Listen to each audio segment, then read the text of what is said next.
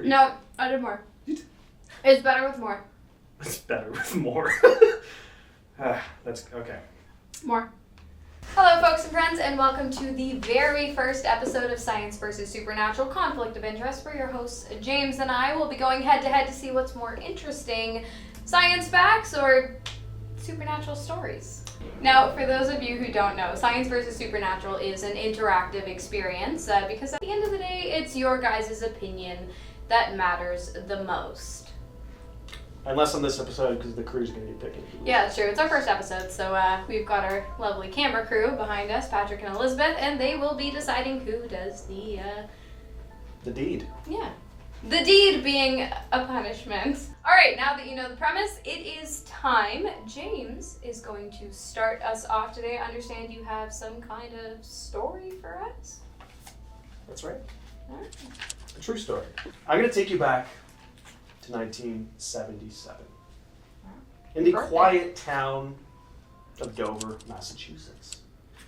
So, over the course of just 24 hours, 3 groups of teenagers separately saw the same strange creature. 3 17-year-old boys were the first to spot it. They were driving at night. Bill Bartlett, the driver, was driving his 2 friends home, and he spotted this strange, it was kind of straddling the side of like a stone wall on the side of the road. Yeah. And to him, what he said to his 2 friends was, "My God, look at that. It looks like this thing with a bulbous head, long spindly fingers. It didn't look like the head should have been able to be supported by its very tiny body. And it had glowing orange eyes." At first, he thought it was a dog or a cat. It was clearly not. An hour later, other end of town, okay? John Baxter, 15, and Pete Mitchell, his friend, spotted a similar creature while they were walking home. They described it standing on 2 legs and running into a gully by a tree. And it kind of stood behind the tree and then disappeared into the shadows. Same description, big bulbous head, orange eyes, tiny little body, an E.T. looking thing. Another key point about this, big eyes, no nose or mouth, from what they could tell. Okay. The next day, Abby Brobham, 15, and Will Trainter, 18, they were driving home from a party. They were a couple. Okay. They spotted a peculiar figure squatting by the side of the road. Big round head, thin body, no nose or mouth. Abby told the authorities, she said, that it had glowing green eyes, about the size of a goat, according to her. A cryptozoologist by the name of Lauren Coleman was the first person to look into the sightings, and he was the one who kind of gave the creature its name. He worked with 3 other experienced investigators, Joseph Nyman, Ed Fogg, and Walter Webb. Now, according to a local news report, the following month, keep in mind, this was kept down low for the whole month. Nobody knew about this. The sightings were plotted on a map, and they lay in a straight line over 2 miles. So, it seemed likely that what these kids had seen was the same thing. And this is the best part. No, it's the best part. Bartlett, Baxter, and Abby, and her boyfriend, they all drew pictures of what they saw for investigators. Bartlett wrote on his drawing, "I, Bill Bartlett, swear on a stack of Bibles that I saw this creature." Was he religious? I'm assuming so, Yeah. based on that statement. That's believable. The pictures they drew are eerily similar. Now, here's the thing. Here's what you're thinking. These kids were all friends. They come from the same town. No, none of them knew each other. So they weren't in cahoots? They weren't in cahoots. Weren't in cahoots? Not from what the police were able to gather. Okay. Now, what I find interesting about this story is that I kind of like the fact that this thing only showed up once. It's fair. It's kind of like an alien. Yeah. It's kind of like an alien occurrence, right? A little bit of that. Some people think it's an alien. And that's the other point. Oh, okay. Well, there you go. Is it an alien? Is it a cryptid? Were they misidentifying something? Some people, one theory some people say is, oh, it was probably just a baby moose, which doesn't. Or was it like? How do you explain the long, spindly fingers and everything? And why just this? I mean, if it was a baby moose, you know, if it was something normal like that, it'd probably be more sightings. But it was just that one night. And that's what I liked about it. It was this weird little blip. 3 groups of teens see it, and then nothing else. So was it a crash UFO? Could have just been a regular baby. A regular baby. A regular baby just straddling a stone wall by the side of the road. Running around and like ducking behind a tree. Okay, that's pretty interesting. I will give you the fact that if multiple people saw it and they had no connection to one another, it could be real.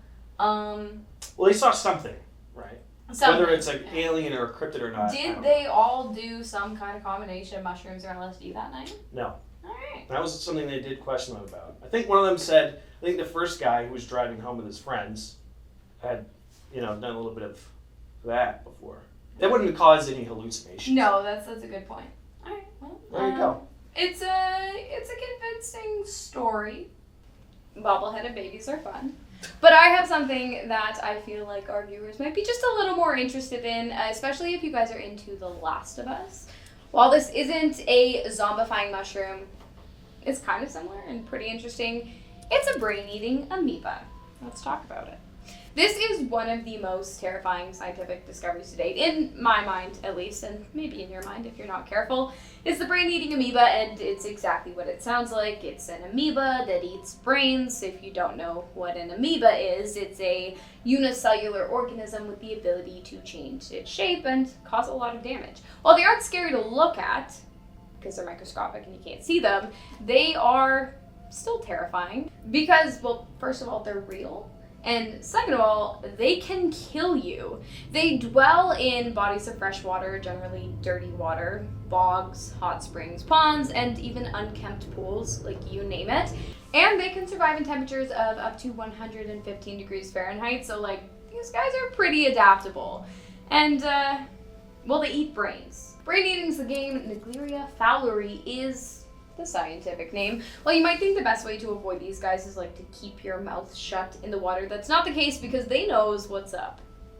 They go through your nose. Yeah, see? And they can be in pretty much any body of fresh water you enter. And they're pretty vicious once they get in there. Once inside your nose, they make their way up to your noggin.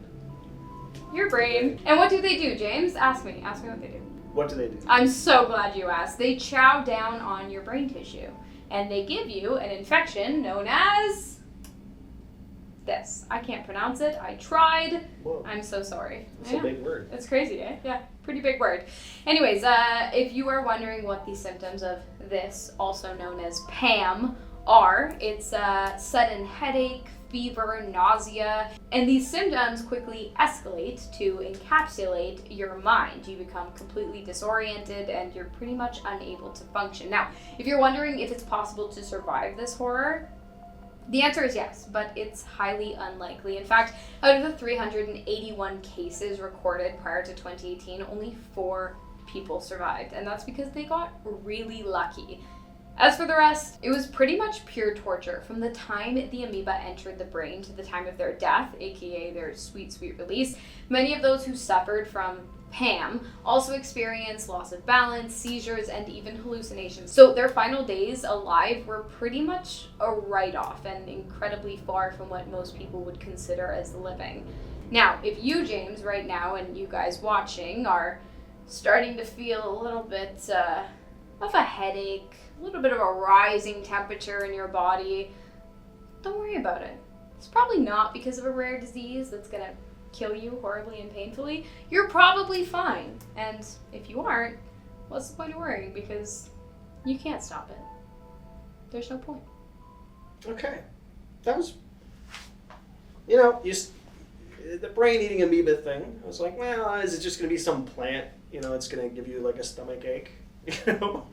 But that told me that is. I feel like this should be taught about more in school, not to go in bodies of dirty water. Is it only dirty water? It honestly, it can be pretty much any body of water. It is pretty rare, I'll admit. Where are they found? Generally in the south, to be fair.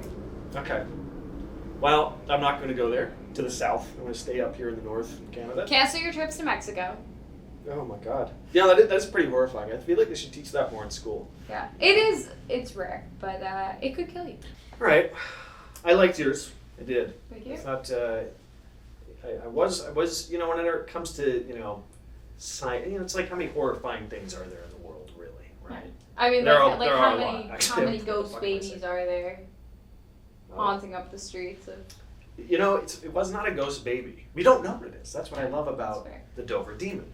Was it a demon, even? Or That's was a it good an point. alien? Was it, you know, Was it a mutated some kind of mutated something? runaway monkey or something like that? Could have been, Could have been. you know. Yeah. Was Now, there a you- zoo close by? No, I don't think so. Okay. Someone could have had a pet monkey That's that illegal. they skinned, you know, Holy shit. or cut the hair off. That's true. That they shaved is the Shaved, word. Yeah. that's the word. Okay.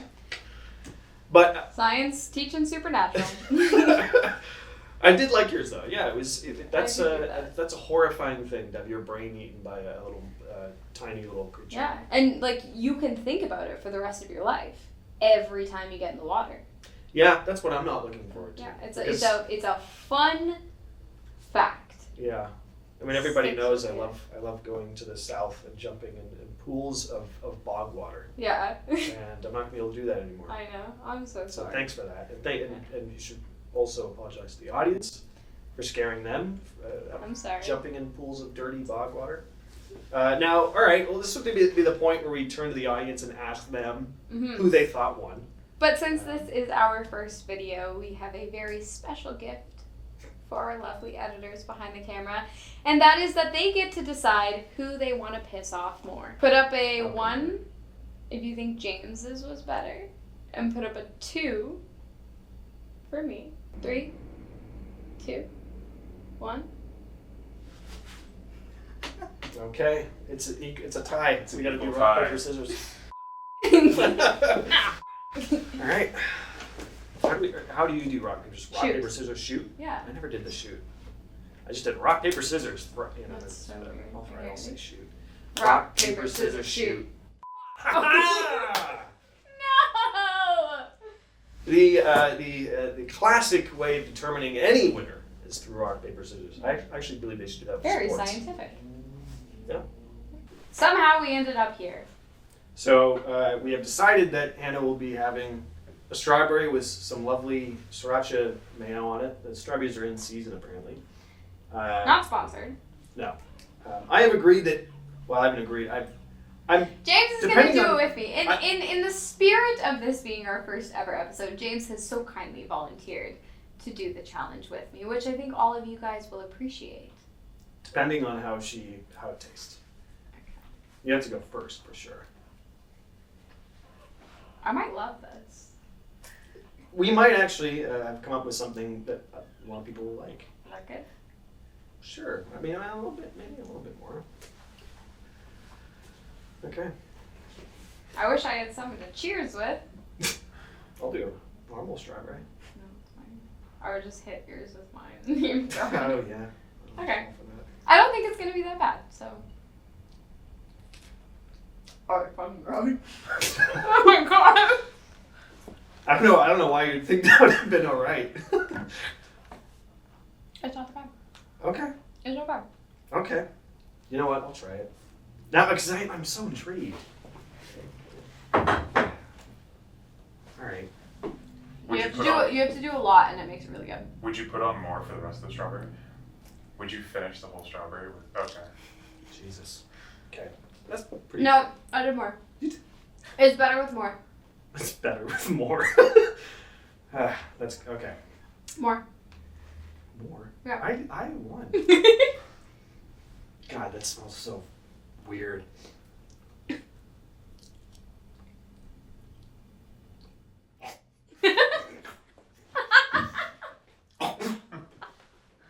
Ew.